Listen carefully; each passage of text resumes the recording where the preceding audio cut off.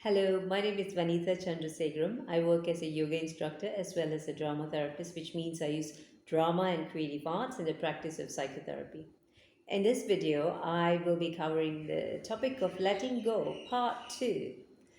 In the last video, I mentioned about letting go of photographs on your phone and any other objects that your ex may have given you as part of the letting go process or letting go of the painful triggers of the past relationship.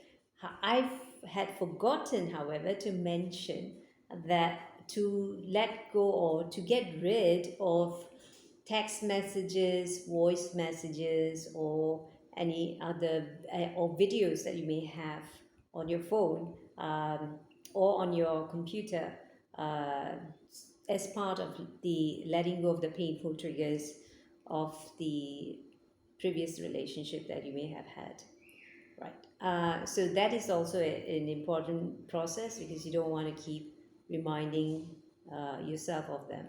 And if you need to also get rid of their phone numbers, that of course, if you want to still have their number, that's fine. Just you can keep it. But sometimes having your access phone number on your phone can also act as a trigger to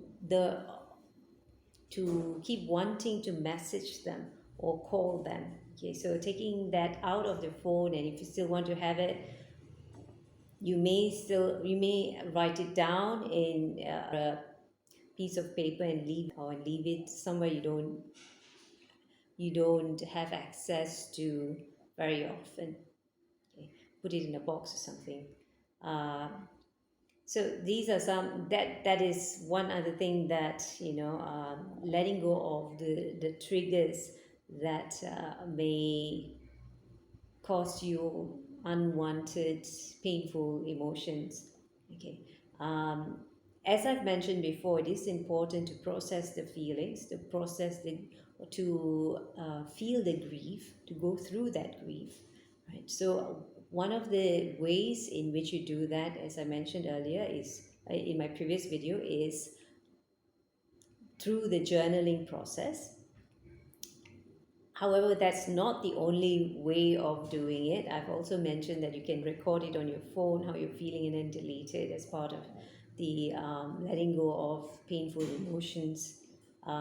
You can also use other artistic forms or creatively artistic forms to let go, give a safe space for where the painful emotions can be expressed, such as um, drawing or using art, paint, to express yourself. Um, some people do it through music, or maybe they write a song about it. This is a process of letting go of these painful triggers or the painful emotions that they're feeling. And you can also use dance and movement as part of letting it go. And as a dancer myself, I find that really helpful as well, because when you actually move your body, you're actually shaking off those emotions to a certain degree from your physical being. So that tend to also help out. Now, of course, movement itself, when you do dance or any other exercise, you feel good after that as well. So there's like two things that happen when you actually dance it off or use movements to express your anger, or your sadness or any other emotions that is uncomfortable uh, to be with in a long period of time. Having said that, yes, that this going through grief is an uncomfortable process, but it's important to allow yourself the space to grieve, because just getting rid of the things that reminds you or triggers you of that emotion is just the first step. It's like decluttering the space around you of those emotions. So that's one step. The other thing is also decluttering, or rather allowing the emotions to move through you. That's the only way to um, let go of all this negative feelings or blocks that you may feel in your body, or in, there's like so many levels in which these emotions can affect us in moving forward, whether towards a new relationships, a new or more healthier relationships, or also maybe in other ways, because in one area of our life do affect other areas of our lives as well. So if we are in grief, that grief also affects our work, that grief also affects um, our ability to move forward in our career. That grief also affects the way in which we relate to our resources, money, and also the way we relate to other people, our friends and family. So it's important to allow that, allow ourselves the space to grieve. So I would actually, like for example, if the grief or that emotion comes in unexpected, or in a time where it is not appropriate, so to speak, to deal with that emotion at that time. For example, let's say suddenly you feel this overwhelming emotion to cry, or when you are in a middle of a meeting because you're triggered by something. All right, so what do you do then?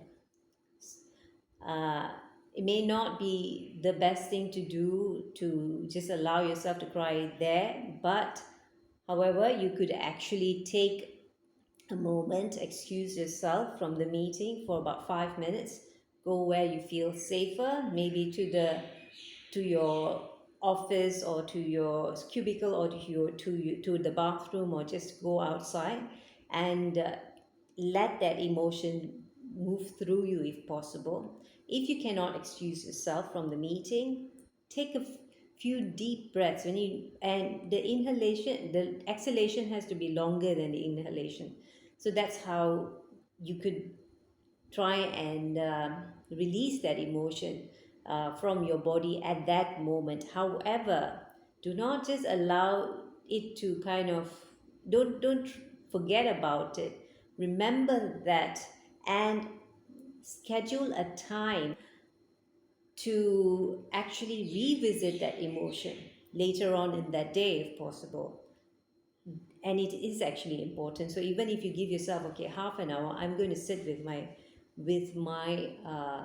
this emotion that I felt, okay, or and whatever, I'm going to give myself that space and time, the safe space and time to move through this emotion. Okay, so and this is an important appointment with yourself. Please do not ignore that emotion, because that emotion that turned up in an inappropriate time can also turn up in another more inappropriate time. So just to make sure that it does not happen, and it may also cause um, uh, negative consequence.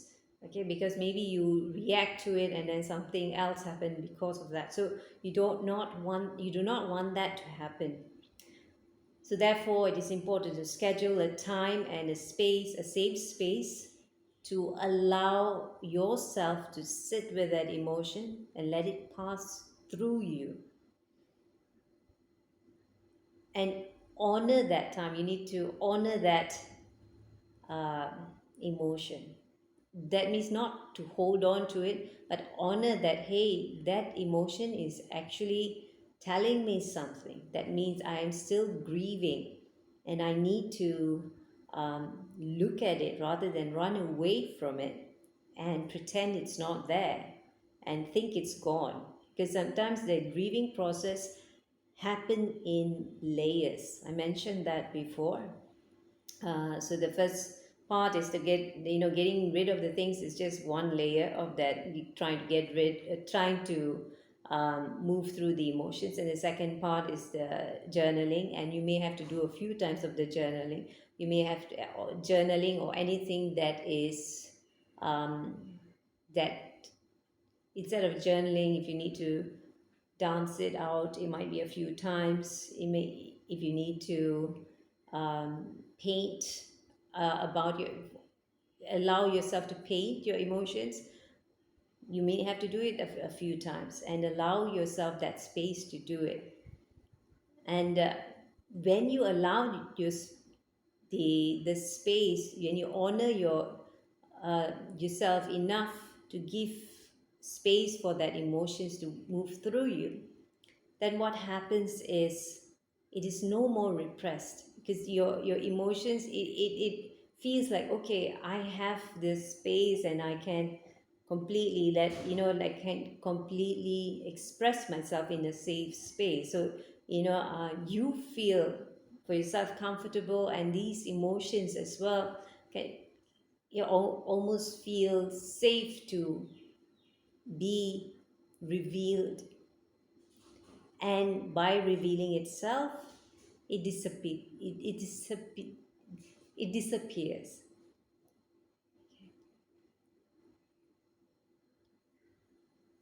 So how do you do that?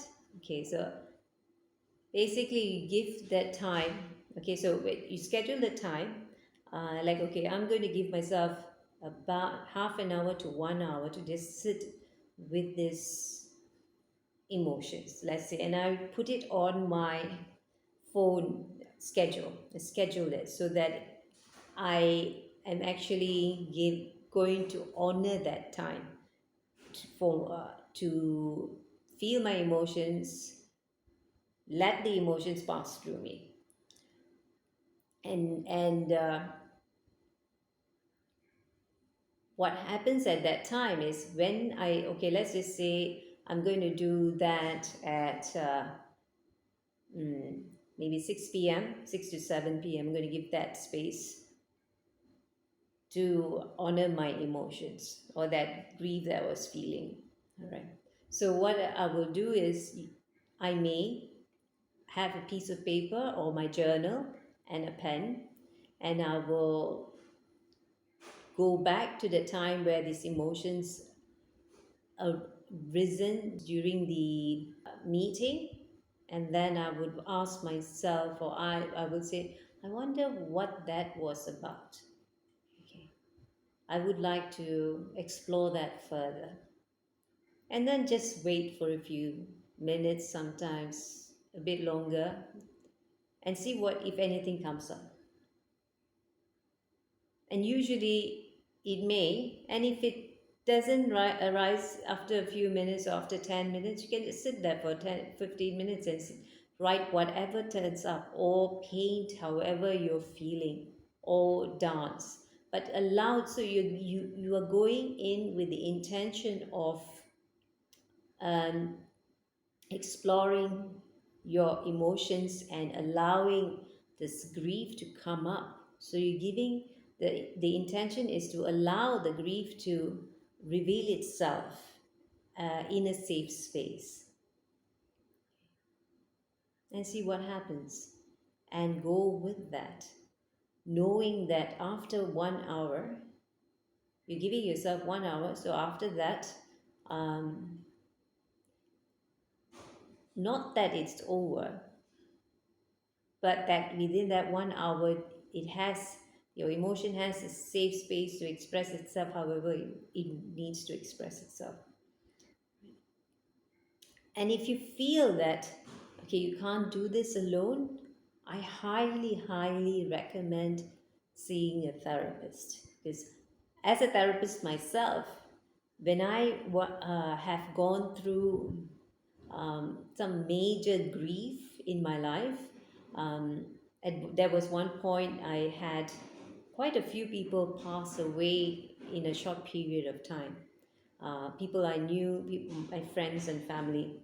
Uh, And so I really felt that I couldn't, because for me, before grieving one death, another death took place, and another death, and another death. And so there's multiple deaths.